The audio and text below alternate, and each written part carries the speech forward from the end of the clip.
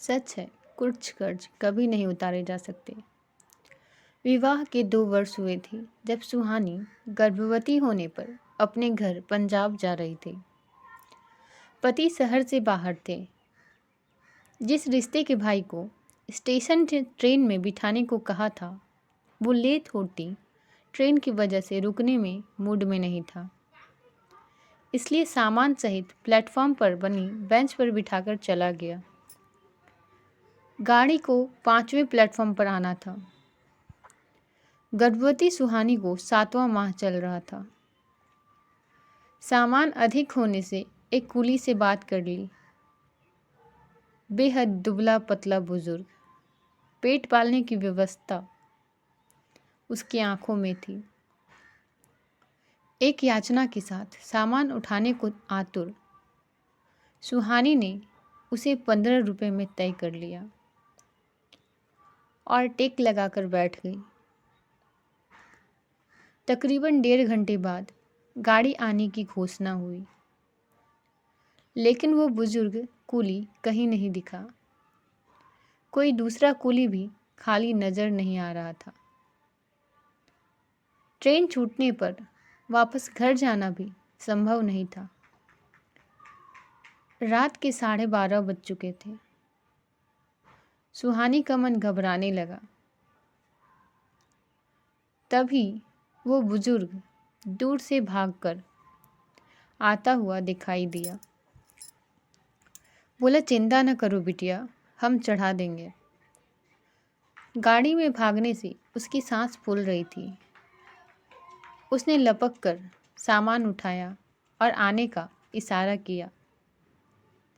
सीढ़ी चलकर पुल से पार जाना था, क्योंकि अचानक ट्रेन ने प्लेटफॉर्म चेंज करा था,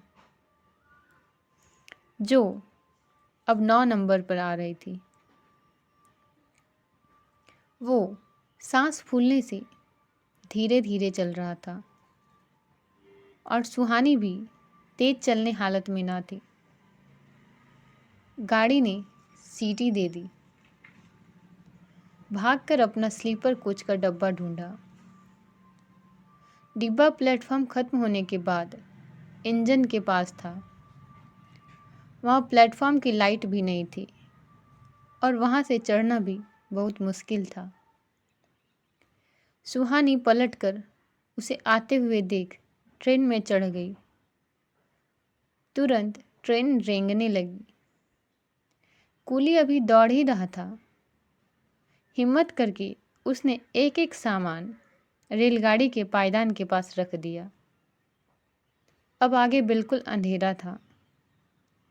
जब तक सुहानी ने हड़बड़ाए कांपते हाथों से 10 का और 5 का नोट निकाला, तब तक कूली की हथेली दूर हो चुकी थी। उसकी दौड़ने की रफ्तार तेज हुई, मगर साथ ही ट्रेन की रफ्तार भी। वो बेबसी से उसकी दूर तक होती खाली हथेली देखती रही और फिर उसका हाथ जोड़ना, नमस्ते और आशीर्वाद की मुद्रा में उसकी गरीबी, उसका पेट, उसकी मेहनत, उसका सहयोग, सब एक साथ सुहाने की आंखों में कौंध गए। उस घटना के बाद सुहानी डिलीवरी के बाद दोबारा स्टेशन पर उस बुजुर्ग कूली को खोजती रही, मगर वो कभी दोबारा नहीं मिला। आज वो जगह जगह दान आदि करती है, मगर आज तक कोई भी दान वो कर्ज नहीं उतार पाया। उस रात उस बुजुर्ग की कर्मठ